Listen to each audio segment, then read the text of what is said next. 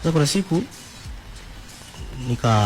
yule dogo unamwita nani yule IT nani wa Palace wa next level pale. Kwa hiyo akawa ameacha PC. Baada ya kuacha PC mimi nikafuatilia pale, nikaja kuona dashboard yangu na kama $30,000. Kama $30,000 kaangalia ngasema da. Bro ananiambia mimi siingizi pesa. Sasa hizi nini? Ina maana kweli hata kama aba hana moyo kunisaidia, si ndio? Ameshinda kunipangia hata sehemu ya $100,000 mimi nilale. Mimi nalala chini afu digital za $30,000 kweli. Basi $100,000 nyingi F50. Mimi nijistiri, sio nalala pale studio.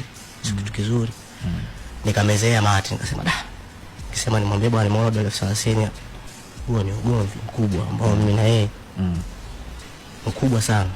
Basi kaenda mimi hali nikana vumilia hivyo kama mtoto wa kiume, unajua. Tunajishi kwa imani kwamba labda bro siku atanionea huruma, atanisaidia. Unaelewa? Kumbuka naishi hivyo, lakini mkataba wangu unasema 40 kwa 60 kwamba ni haki yangu mimi kulipwa. Unaelewa sijui? 40 ya kwangu mimi, 60 ya Rebo. Unaelewa? Kwa maana haki yangu kupewa hela.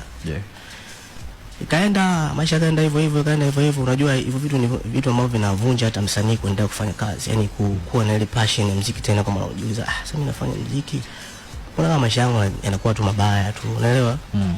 Kaenda ngana vumilia, lakini mwisho siku sasa bibi mkubwa wangu aliuma sana kiasi kwamba ilikuwa inahitajika $2,000,000. Inahitajika $2,000,000, mimi hata benki $200,000 zina. Unaelewa? Sijui naitolea wapi. Sasa nikimwambia bro itakuwaje? Lakini nasema ngoja nikaze kama mtoto kiume niweze kumwambia brother. Labda atanisaidia. Nikamwambia bro naomba tuongee. Niambie ngambona mama anaumwa sana. Kwa hiyo inahitajika kama $2,000,000, naomba nisaidie bro. Niweze kumsaidia mama. Mimi sina hela mdogo wangu. Hela sina. Napo nyumbani wanapiga simu wananiambia bwana sisi tushachanga tuna $200,000. Wewe ukijitahidi hata $1,800,000 $800,000 sawa. Itakuwa sawa. Itakuwa sawa. Na familia zetu hizo kimaskini bro. Ukishakuwa msanii ukiwaambia sina hawezi kukuelewa hata kidogo. Ni kweli kabisa. Unaelewa? Na ukiangalia bidhaa zetu mtandaoni wanasema wana bilioni, $800,000 magari wanayo post. Kwa mzazi vile vitu anafanyaje? Anaona na anaamini. Kwa hiyo sasa mwisho siku ukimwambia ana hela afu leo ile amekuja kusema mimi nina bilioni, anasema sasa kama huyu anakaa naye ana bilioni, mwaneno utakuwa na bei gani? Unaelewa?